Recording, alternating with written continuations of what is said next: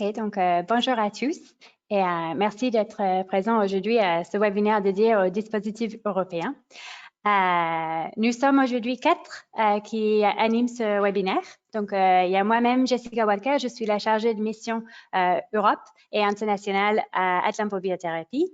Il y a ma collègue Adeline Jacob qui travaille pour Biotech Santé Bretagne qui va Bonjour. aussi... Bonjour Adeline, qui va intervenir aussi. Et on a également Nadège Prel de Aphilogie qui va nous témoigner à la fin de notre webinaire. Bonjour à tous. Du coup, aujourd'hui, notre webinaire, comme je vous ai dit, c'est... il y a aussi ma collègue Linda Guireno qui est là pour le côté technique aussi. Donc, on est 4 à animer ce webinaire. Aujourd'hui, on va parler des dispositifs européens. Je sais que c'est pas forcément le moment qu'on se dit c'est un bon moment d'aller à l'Europe vu la crise sanitaire, mais il faut savoir qu'il y a encore plein de choses qui se passent en ce moment au niveau européen. Donc, il faut pas se priver de chercher des collaborations avec des partenaires européens. Je vous rappelle quelques règles du webinaire. Donc, tout le monde est muet. Si vous avez une question, n'hésitez pas à le mettre dans le chat et on va surveiller les questions au fur et à mesure et à la fin de chaque présentation du projet, on va regrouper des questions et on va répondre à toutes vos questions. À la fin du webinaire, vous aurez les slides et vous aurez également aussi les réponses à toutes les questions. Donc, aujourd'hui, pour vous... je vous présente un peu le programme de notre webinaire aujourd'hui. Donc, on va parler du projet C4Big pendant la première partie du webinaire. Ensuite, on va vous présenter le projet Boost for Health. Et comme je vous ai dit, à la fin, on aura un témoignage de Nadège Prel qui va nous témoigner sur son expérience d'un dispositif européen dont elle a bénéficié il y a quelques années. Donc, pour démarrer, on va parler du projet C4Big. Donc, C4Big, c'est un projet qui est financé par le COSME, programme de la Commission européenne. C'est Cluster Excellence for Business Innovation and Growth in the Health Sector. Et c'est un projet qui fédère 4 clusters européens en santé pour stimuler le business et l'innovation des PME. Les 4 clusters, donc du coup, c'est Atlampo Biothérapie. Nous sommes coordinateurs de ce projet. Il y a BioM en Allemagne, en Bavière. Il y a BioWin, c'est le cluster wallon en Belgique. Et il y a Cluster Life Science Krakow, qui est un cluster en Pologne pour toute la Pologne. Et nos 4 clusters soutiennent le développement des thérapies avancées pour la médecine personnalisée. Donc, le focus de ce projet, c'est vraiment la médecine personnalisée. Il y a 2 parties de ce projet. Donc, il y a le côté cluster, sur le côté management du cluster des services qu'on fournit à nos adhérents. Et on va travailler au niveau des clusters sur cette partie-là. Mais la deuxième partie de ce projet, c'est ce qu'on appelle le Cluster Exchange. Et ça, en fait, le Cluster Exchange est un projet pilote de la Commission européenne pour soutenir les échanges de courte durée entre les différents écosystèmes européens. Donc, l'objectif vraiment du Cluster Exchange, c'est d'encourager et de faciliter la coopération entre les partenaires européens. Dans le cadre de notre projet, nous aimerions bien organiser 52 échanges de courte durée parmi nos clusters. Donc, ça fait à peu près 10 par cluster. Et en fait, qu'est-ce que ça veut dire? Les échanges de courte durée, c'est des échanges de entre 3 et 30 jours. Et ça ne comprend pas les jours de voyage. Et les possibilités que vous avez, c'est assez large. En fait, il y a plusieurs possibilités pour les échanges. Vous pouvez faire des études de marché ou développer des opportunités commerciales. Il y a la possibilité aussi de développer de nouveaux projets, de l'innovation, de R&D. Il y a aussi la possibilité de regarder sur les possibilités commerciales existantes et des projets qui existent. Aussi de comprendre un peu les financements des PME dans d'autres régions en Europe. Et aussi regarder le côté marketing, vente d'un cluster ou d'une entreprise. Il y a la possibilité de faire de l'immersion en entreprise dans un autre pays et aussi la possibilité de faire des activités de formation, soit individuelles, soit en groupe. Donc, il y a plusieurs possibilités de ce que vous pouvez faire dans le cadre de ce programme européen. Ici, je vous donne quelques exemples. C'est un programme qui vient de débuter, donc on n'a pas des exemples concrets parce que il n'y a pas encore eu pour le moment beaucoup d'échanges, mais vous voyez, il y a la possibilité de faire les mesures en entreprise, partage d'expérience et de l'information, élargir votre accès au marché et faire du networking dans les différentes régions du pays des Cosmés. Donc, en fait, c'est dans les régions dont je vous ai parlé, en Pologne, en Belgique ou en Allemagne, où il y a aussi la possibilité de faire dans n'importe quel pays du COSME. Donc, c'est tous les pays de l'Union européenne. Actuellement, il y a aussi la possibilité de faire ça avec le Royaume-Uni jusqu'à 31 décembre et après, on espère pouvoir continuer. Et aussi, il y a quelques pays qui ne font pas partie de l'Union européenne, mais qui sont aussi dans le projet et ça, c'est dans le programme, pardon. Et ça, c'est Albanie, Bosnie-Herzégovine, Kosovo, Monténégro, Macédoine, Serbie, Turquie et Islande. Donc, il y a plusieurs pays où vous pouvez aller dans le cadre de ce programme. Pour qui, du coup, ces échanges sont faits vraiment pour des clusters et des adhérents des clusters. Ça peut être des centres de technologie, des instituts de recherche, des hubs d'innovation digitale, des Fab Labs, des hubs créatifs, des incubateurs, des accélérateurs, aussi des investisseurs qui font partie des clusters et évidemment aussi des PME qui font partie d'un cluster. Donc ça, c'est un peu la cible de cet échange. Et en ce qui concerne ce qui est financé, alors c'est tout ce qui est lié à votre voyage et votre échange. Donc, le logement, le voyage, tous les frais que vous pouvez avoir sur place. Et comme je vous ai dit, c'est vraiment des échanges entre 3 et 30 jours. Donc, ça ne comprend pas les jours de voyage. Donc, il faut que ça dure au moins 3 jours et maximum 30 jours. Si vous y allez pendant moins que 5 jours, ou vous y allez moins que 200 km, on va rembourser que la moitié. Donc, pour vous donner quelques exemples, et les remboursements, ça change en fonction du pays. Mais si, par exemple, vous allez à Bruxelles pour un échange de 4 jours, bah, du coup, vous serez remboursé jusqu'à 415 €. Et si vous y allez pendant 10 jours ou 5 jours ou 20 jours, ça sera 830. Donc, c'est un peu ça le fonctionnement de financement du Cluster Exchange. Il y a actuellement la possibilité de faire le Cluster Exchange virtuellement jusqu'au 30 avril 2021. Mais il faut dire que dans ce cas-là, il n'y a pas de financement possible parce que les financements, c'est vraiment pour financer l'échange physique. Donc, si par exemple, vous allez faire un échange de 4 jours, si vous faites ça virtuellement, c'est possible de le faire pendant 8 semaines, une demi-journée pendant 8 semaines. Donc, mais je pense que c'est plus intéressant peut-être de prendre un premier contact et après faire l'échange physique quand ce sera possible. Quand ce sera possible. On espère que ce sera bientôt. Comment vous pouvez trouver un partenaire? Du coup, ça peut être quelqu'un que vous connaissez déjà, ça peut être une entreprise que vous avez déjà identifiée. Vous pouvez utiliser le IT Matching Tool et je vais vous le montrer dans un instant. Il y a aussi la possibilité de me demander et je peux demander aux autres clusters qui font partie du partenariat s'ils ont des entreprises ou des organisations que vous cherchez dans leur réseau. Vous pouvez chercher sur LinkedIn, enfin, toutes les façons, je suppose que vous faites déjà. Et il y a aussi les différentes, je vous donne un exemple, mais il y a différents catalogues européens qui ont la liste des entreprises des différents secteurs. Et ici, je vous donne un exemple de e-santé. Donc, si vous travaillez dans le e-santé, il y aura la possibilité de chercher dans ce genre de catalogue comme ça. Je vais juste très vite fait vous montrer la plateforme du Cluster Exchange. Comme ça, vous voyez, je vais vraiment vous montrer très rapidement à quoi ça ressemble.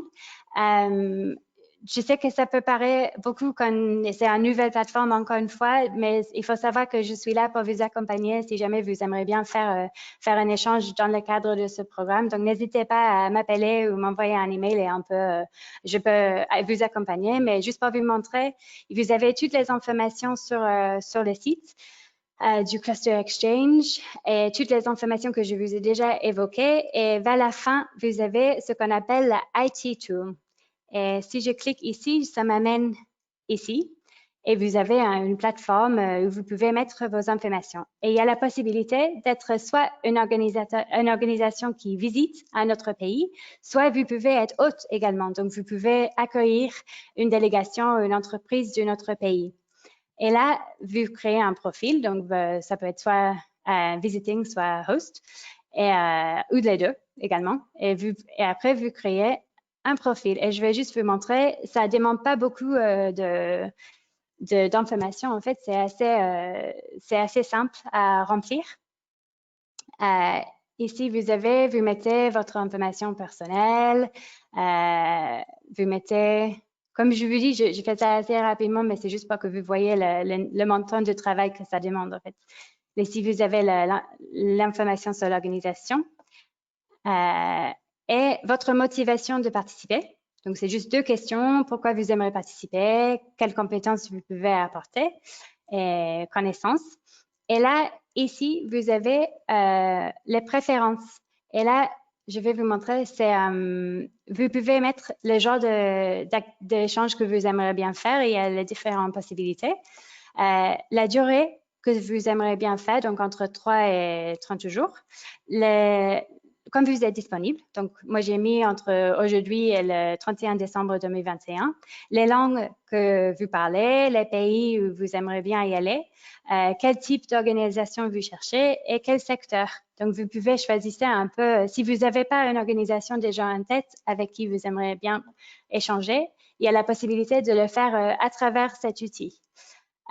Et vous arrivez à la fin et vous avez Select a Partnership. Et là, vous choisissez C4Big. Et à ce moment-là, moi, je vais recevoir une notification. Je peux approuver votre application et vous aurez accès à IT Matching Tool.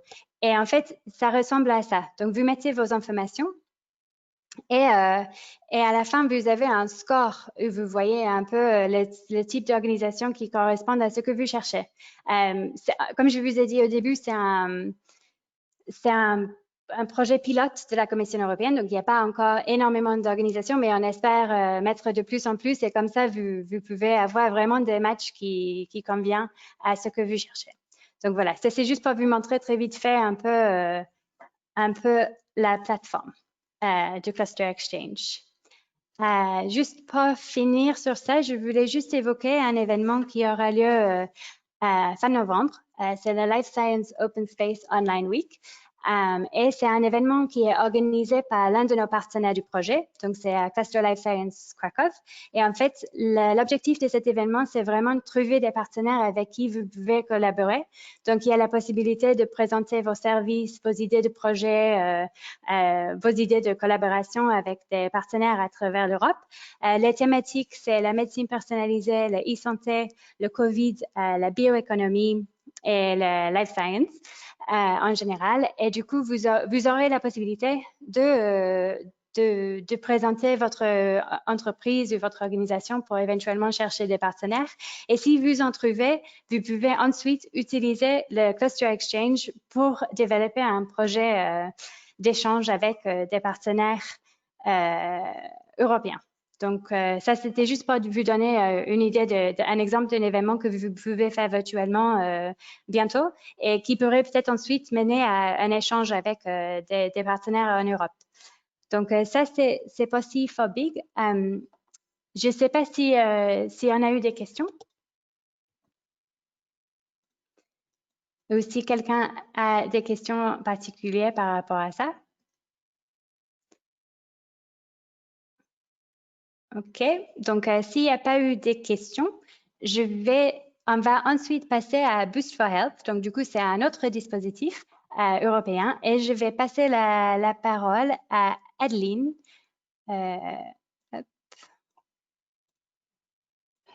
Oui. Merci, Adeline. Oui. Je vais juste partager mon écran. Alors.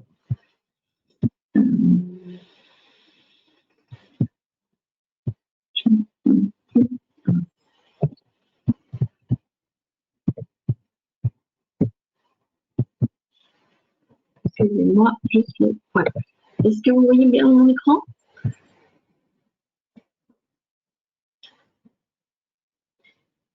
Vous m'entendez? J'entends, mais je ne vois pas l'écran. Ah, ah oui, c'est bon, c'est bon. C'est bon? Oui. D'accord. Alors, bonjour à tous. Adeline Jacob, donc je travaille à Biotech Santé Bretagne, donc un centre d'innovation technologique accompagnant les acteurs de la santé et des biotechnologies en Bretagne. Donc, nous faisons partie d'un certain nombre de projets européens, dont notamment effectivement Boost for Health Capitalisation. Je suis encore en train de...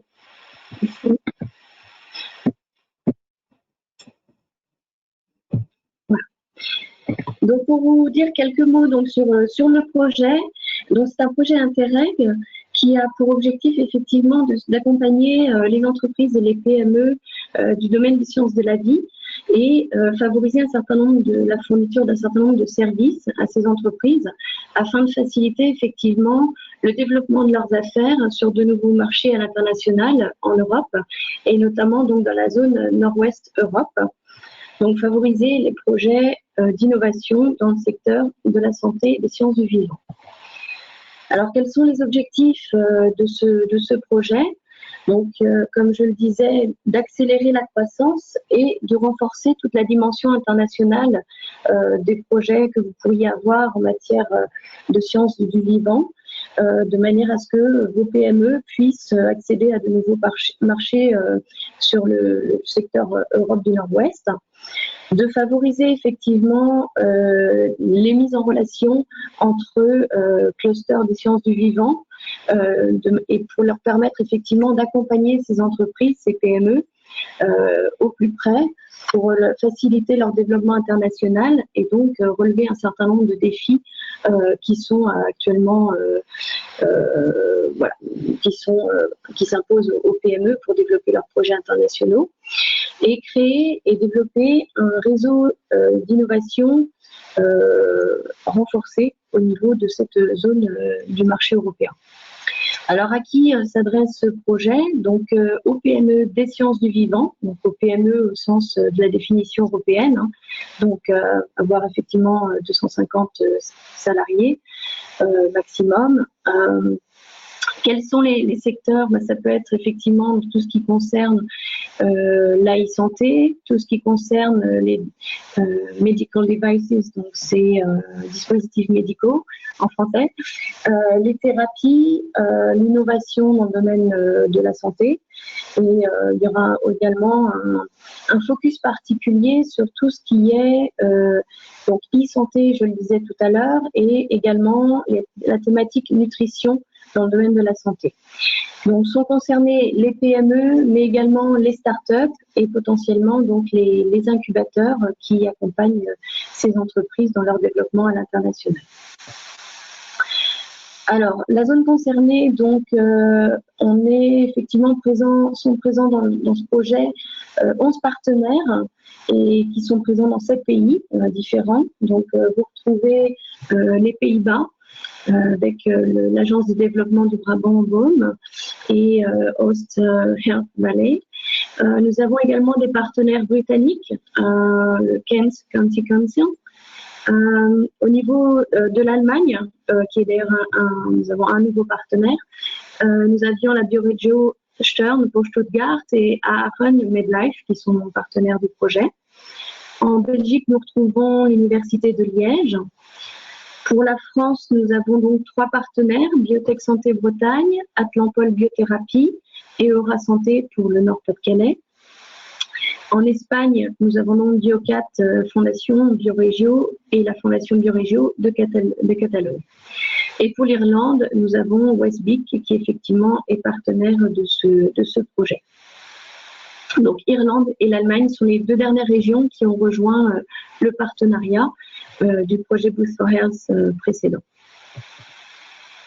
Alors, quel type de services sont offerts dans le cadre de ce projet Interreg? Donc, tout d'abord, ce sont des activités de coaching, d'accompagnement à l'international pour développer son activité, accéder à de nouveaux marchés sur la zone nord-ouest Europe. Également, l'accompagnement pour participer à des activités de matchmaking et accéder, pouvoir recruter des experts européens qualifiés. Et puis également, nous avons effectivement tout un accompagnement financier pour effectivement pouvoir soit participer à des événements, que ce soit des événements en présentiel, physique, vu le contexte de Covid, ou en ligne, pour développer vos activités à l'international. Donc, il y a tout un soutien financier pour développer votre activité. Plus concrètement, donc, en quoi consiste ce soutien financier? Donc, vous avez deux types de vouchers sur ce nouveau projet Boost for Health Capitalisation. Des Connection Vouchers qui vont jusqu'à 500 €. Qui permettent en fait de faciliter une première mise en relation et développement une première mise en contact avec évidemment un projet derrière en termes de développement à l'international, donc avec une entreprise qui est présente dans une des régions partenaires et mise en relation avec un service provider qui se situera soit dans une des régions de la zone nord-ouest ou dans toute la zone nord-ouest au sens large. Donc ça peut permettre effectivement, et là nous avons dû nous adapter au contexte effectivement du Covid, soit de financer les frais de déplacement liés à la participation, par exemple, à un événement de matchmaking. Donc, les frais de transport et puis également d'hébergement seront pris en charge. Soit, ça peut être également la participation à des événements en ligne de matchmaking. Donc, là, à ce moment-là, ce seront les frais d'inscription qui pourront être pris en charge. L'autre type de voucher s'intitule donc les support vouchers, jusqu'à 1 500 €. Ce sont des vouchers qui vont permettre de recruter par exemple des consultants, des experts dans une région partenaire pour permettre effectivement de bien identifier les activités à l'international, de mieux comprendre les marchés. Donc ça permettra de recruter des consultants spécialistes. Ça peut également être l'occasion de recruter des consultants qui seront par exemple spécialisés sur un produit ou sur un marché plus précis à l'étranger. Donc, ils pourront vous accompagner effectivement pour développer votre projet de développement à l'international. Ces vouchers peuvent également permettre de financer des études de faisabilité ou des études de marché pour faciliter effectivement le développement dans une autre région européenne. Ça peut également vous permettre de participer à des ateliers, par exemple, comment pour accéder à des financements, d'autres financements européens qui vous permettront effectivement de commercialiser votre produit à l'international, ou de participer à des ateliers qui effectivement peuvent être soit sur par exemple la réglementation ou qui vous permettront de développer vos affaires à l'international et de mieux connaître le marché ciblé. Et enfin, ça peut également vous permettre de participer à des sessions de formation sur des sujets très précis qui pourraient vous intéresser pour développer votre projet à l'international. Donc le projet Boost for Health Capitalisation, effectivement, c'est le prolongement d'un autre projet initial, le projet Boost for Health, qui a permis d'accompagner 482 PME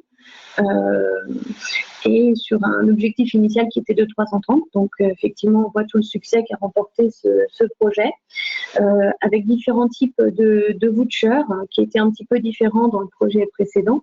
On voit qu'il y a effectivement à peu près presque 300 types de vouchers qui ont été utilisés dans le cadre du projet précédent. Et ça a permis de créer plus de 500 emplois à travers l'Europe. Alors maintenant, je vais laisser la parole je vais passer la parole à Jessica qui va vous faire une petite démonstration sur la façon dont vous pouvez déjà vous inscrire puisque l'inscription se fait en ligne. Et puis, voilà, pour que vous puissiez voir effectivement les différentes, sur le site web, la manière dont vous pouvez accéder aux service providers et vous inscrire. Et n'hésitez pas à revenir vers nous pour plus d'informations, bien évidemment. Nous restons là pour répondre à vos questions et vous accompagner. Merci. Okay. Merci, Adeline. Hop. Tu vois mon écran? C'est bon? Et je vois ton écran. OK. Donc, du coup, juste pour vous montrer très rapidement, ici, c'est le site web du Boost for Health.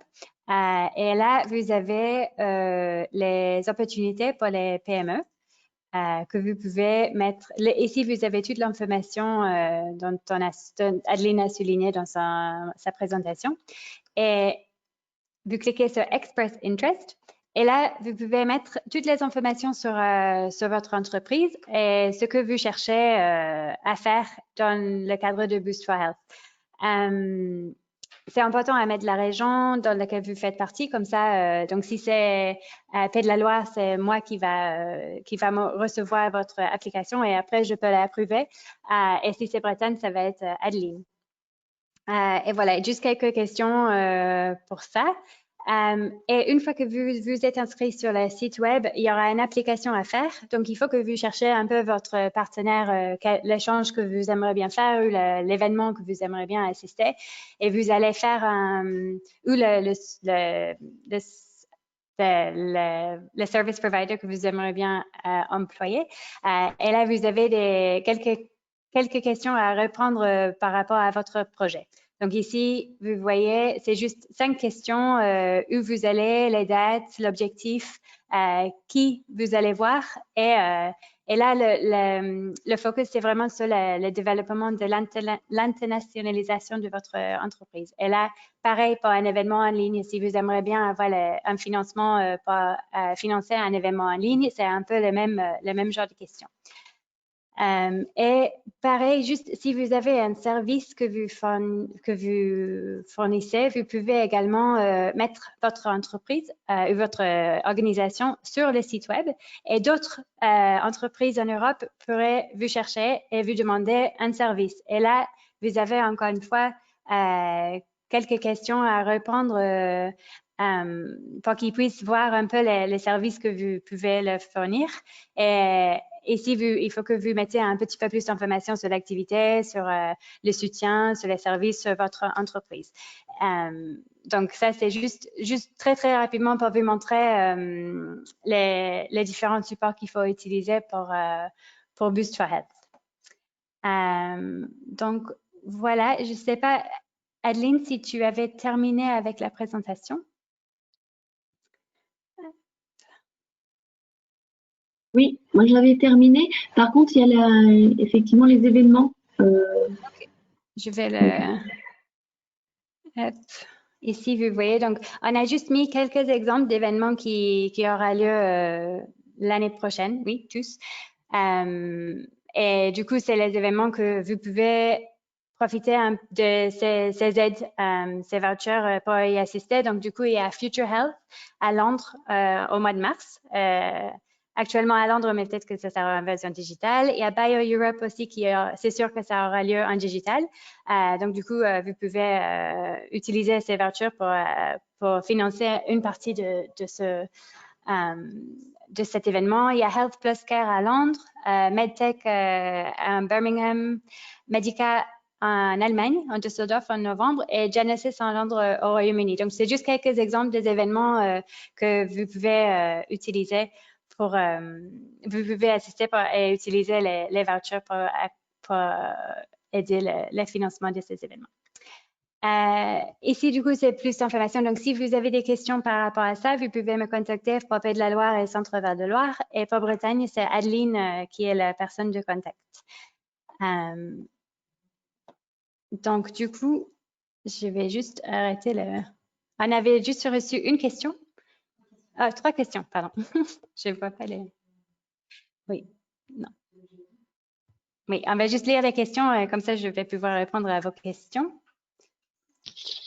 Alors, dans les questions qu'on avait, Jessica et Adeline, tout à l'heure, je crois que c'est Adeline qui mentionnait 482 entreprises qui avaient été accompagnées.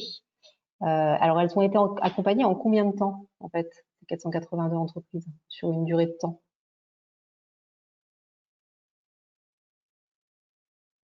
En tout cas, le projet précédent s'étendait de 2016 à 2019, donc il était sur une période plus longue. Donc, il y a dû y avoir un accompagnement effectivement sur cette période. D'accord. Contrairement à Boost for Health capitalisation, effectivement, qui s'étend jusqu'à février 2022. Ok, merci Adeline. Alors la deuxième question, c'était quelles sont les différences en fait entre les deux projets précisément et quels critères doivent remplir les entreprises pour, enfin voilà, qu'est-ce qui fait que l'une d'elles va s'orienter vers l'un ou l'autre des projets en fait, quels sont les critères pour répondre à l'un ou l'autre? OK, donc pour répondre à cette question, je pense que la principale différence avec Boost for Health, l'idée c'est que ce soit une nouvelle collaboration. Donc du coup, c'est ça, que ce soit avec une entreprise ou une organisation avec laquelle vous avez soit très peu travaillé, soit vous n'avez pas encore travaillé. Donc c'est vraiment l'idée, c'est de créer de nouvelles collaborations. Et aussi une différence, je pense qu'une autre différence, c'est avec Cluster Exchange, il faut que ce soit plus un projet. Ça dure entre 3 et 30 jours, donc il faut qu'il y ait un agenda, enfin, ce que vous allez faire sur place. Tandis que Boost for Health, ça peut vraiment être des rendez-vous ou des événements ou des choses qui durent plus court. Et Boost for Health aussi, c'est l'internationalisation de l'entreprise. Et Cluster Exchange, ça peut aussi être de se former, aller en Europe, ailleurs, pour se former et puis revenir et mettre ça en place dans la région. Donc, du coup, je pense que c'est un peu ça la différence. Je ne sais pas si ça répond à la question. C'est comme ça je dirais la différence des deux projets. Et alors, on avait une dernière question, si on a le temps de la prendre. C'était au sujet de Boost for Health. Est-ce que tu prends la question? Oui. Ouais. Est-ce qu'on peut avoir un connection voucher pour l'événement NutriVent qui va se passer en France? Donc, du coup, qui ne sera pas à l'étranger et qui sera en mode virtuel. C'est la question piège? Non. De mon point de vue, pour un partenaire qui serait à l'étranger, qui voudrait venir en France. Mais pas dans le cas d'un Français pour aller en France. Je vais me renseigner parce que je pense qu'on a eu cette question pour Medica, vu que c'est un événement international et demander si les partenaires allemands pourraient assister. Donc, c'est quelque chose, on peut se renseigner, mais je pense que je suis plus d'accord avec toi, Adeline, que ce sera plus pour des entreprises européennes. Mais on peut se renseigner.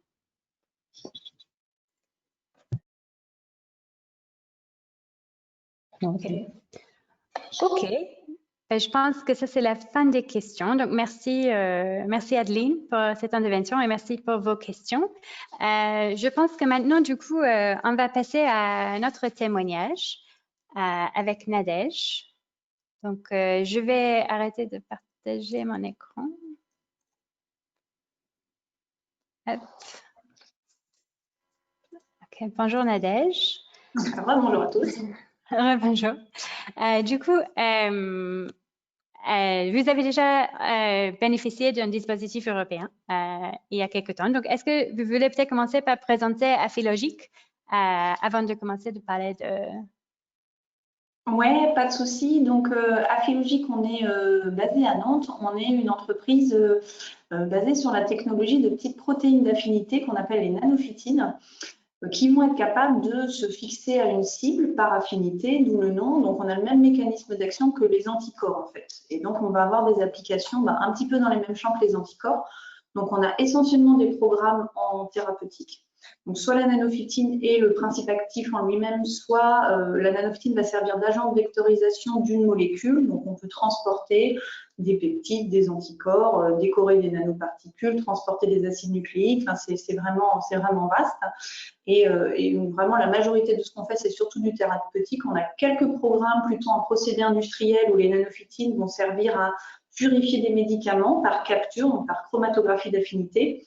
Et puis, quelques programmes aussi plus en détection, où là, on va être capable de capturer un agent biologique, donc typiquement détecter des virus dans l'air expiré, on va dire que ça, c'est d'actualité. OK. Et du coup, pourquoi avez-vous participé au programme Boost for Health? Alors nous, en fait, on a vraiment dans notre modèle économique deux activités. La plupart de notre activité, c'est de travailler pour le compte de nos partenaires. Donc nos partenaires, ça va être l'industrie pharmaceutique, les grosses biotech, on a des partenaires académiques aussi. Et en fait, dans ces cas-là, on va créer de nouvelles nanophytines pour eux. Donc, les partenaires vont venir avec une cible en tête, on va générer des nanophytines, on va les caractériser, on va commencer à les développer pour eux. Donc, on est plutôt sur une activité prestation-service. Et puis après, il y a les licences sur notre technologie. À côté de ça, on essaie de développer aussi des projets en interne. Donc, dans ces cas-là, on choisit la cible, on génère les nanophytines nous-mêmes et puis on essaie de les caractériser, donc d'avancer comme ça quelques assets sur lesquels on serait propriétaire. Donc, pour ça, on va plutôt essayer de regarder un peu des systèmes de financement externes qui vont nous permettre d'avancer un petit peu sur notre propre produit. Et notamment, on est assez attentif à tous les dispositifs de la Commission européenne. Donc, c'est dans ce cadre-là où on est toujours attentif aussi à ce que Atlampol Biothérapie peut nous proposer dans ce cadre-là. Et donc, on a, voilà, quand Boost for Health est sorti, on a plus regardé ça par rapport à est-ce que ça pouvait avoir un effet de levier sur notre propre recherche. OK. Et comment avez-vous trouvé le partenaire avec lequel vous avez travaillé?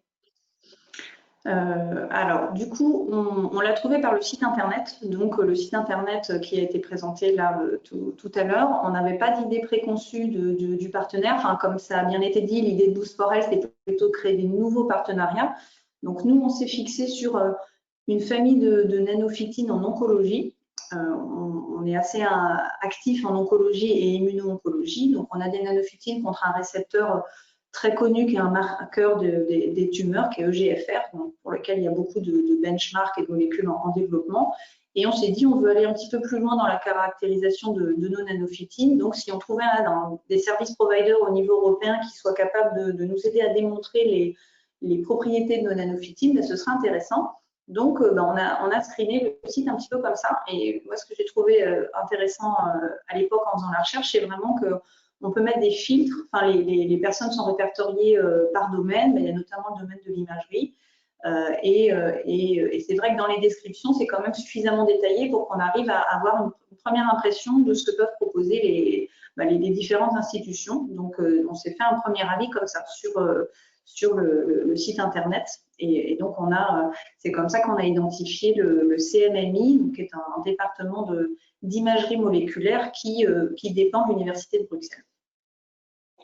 OK. Donc, c'est bien d'utiliser la plateforme et aussi mettre beaucoup d'informations, comme ça, c'est clair pour les entreprises qui cherchent ce qu'ils vont faire. Du coup, de quelle voucher avez-vous bénéficié?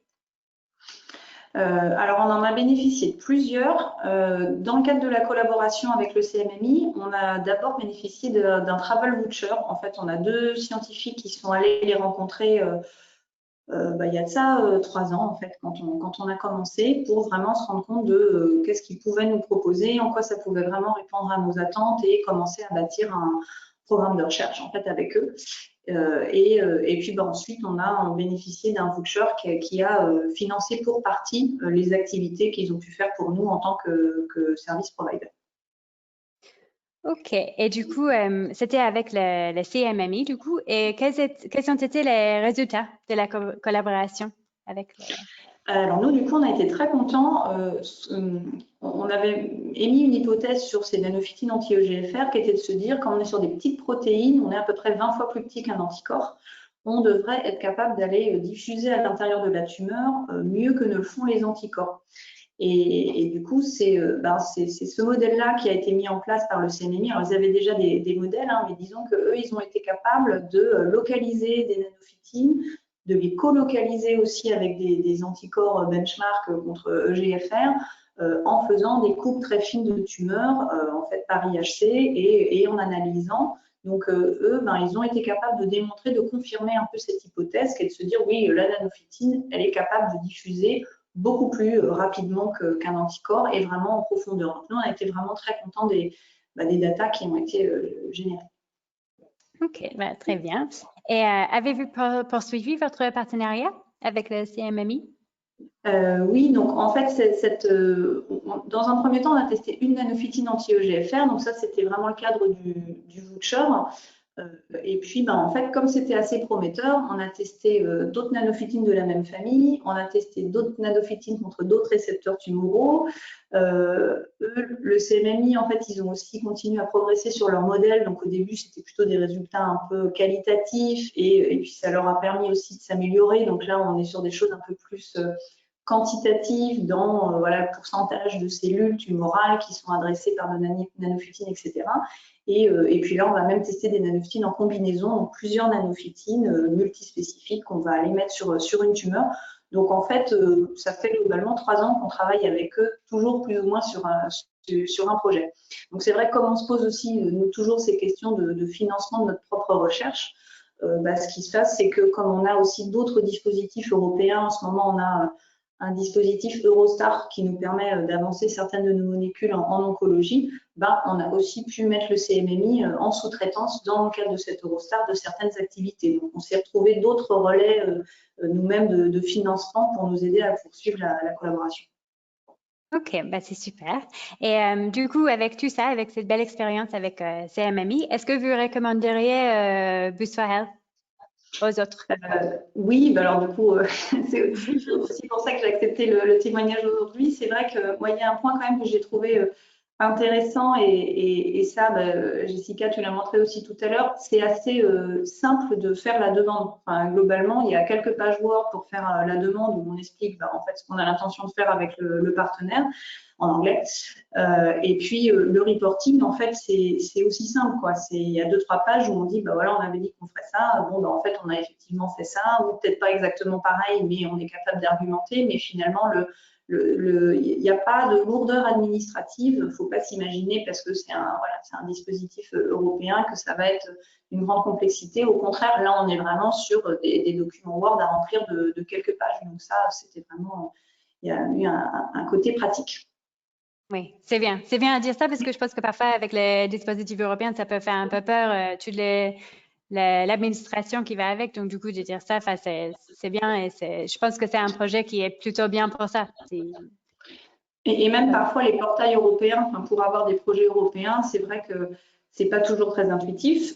Ça marche pas forcément toujours très bien quand on essaye de mettre des documents. Parfois, il y a des problèmes techniques, on est incapable de savoir pourquoi, donc on essaie de gérer avec le helpdesk de la Commission européenne. Des fois, ça peut être un vrai cauchemar. Donc là, c'est pas des choses qu'on a rencontrées dans ce cadre de ce dispositif-là. Ouais. Tant mieux, c'est bien. Et du coup, juste pour finir, ma dernière question, du coup, c'est avez-vous des suggestions pour les entreprises qui veulent aller à l'international?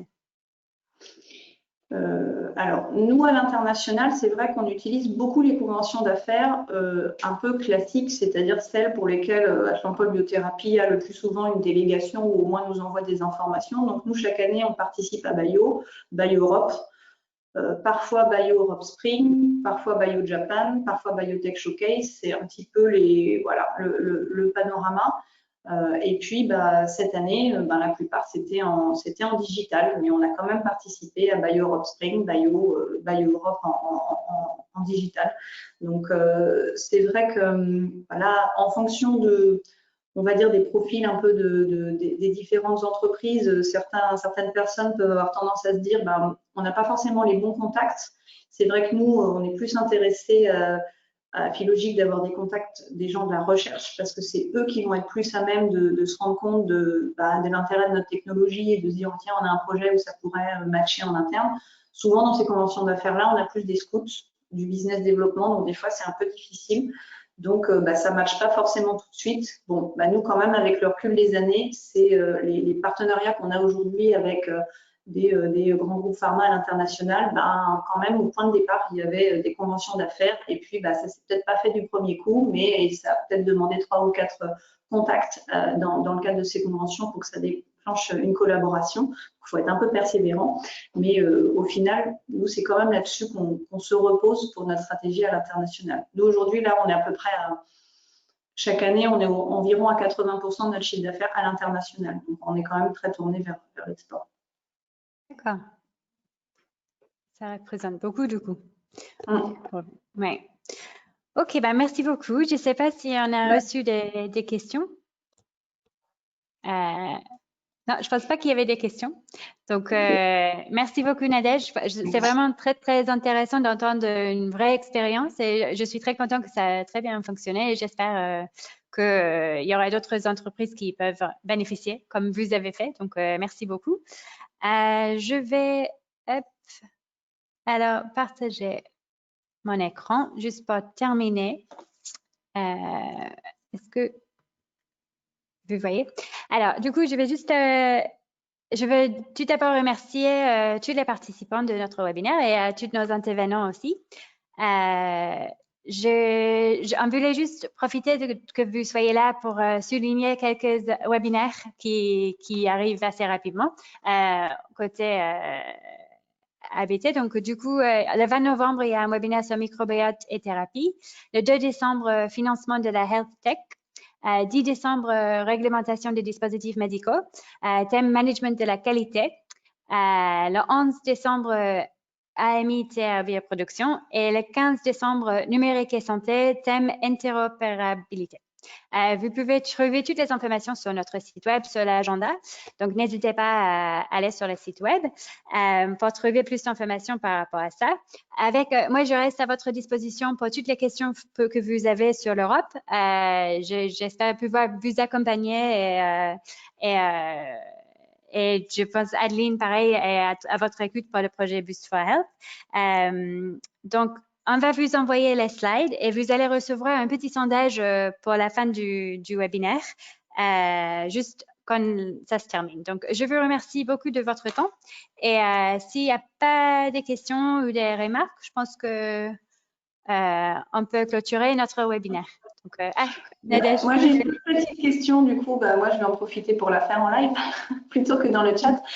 Pour être sûr d'avoir bien compris par rapport à tout ce qui est Travel Voucher, parce que du coup, nous, on avait aussi déjà bénéficié, alors pour aller voir le CMMI, je l'ai dit, mais aussi pour participer à BioEurope, parce que dans ces cas-là, il y avait un événement Boost for Health qui était organisé dans le cadre de la délégation à pôle de thérapie à BioEurope. Mais ce qui était pris en charge, c'était vraiment la partie travel, donc déplacement et puis hôtel sur place. Et là, sur des événements comme BioEurope Spring qui sera en digital, ce qu'il faut comprendre, c'est que c'est l'inscription au congrès qui peut être pris en charge par ce voucher. Ça sera une partie de l'inscription. Du coup, oui, effectivement, on avait besoin d'adapter parce que ça allait être que des travel vouchers. Et du coup, vu que c'est très difficile à traveler, ils ont décidé de un peu contribuer aux différents événements en ligne. Et du coup, ça sera une contribution au prix de l'inscription du BioEurope Digital, du coup, dans ce cas-là, si c'est ça. Ok, super, merci Lucie. Je vous en prie. Ok, donc merci à tous et je pense qu'on va clôturer le webinaire. Donc,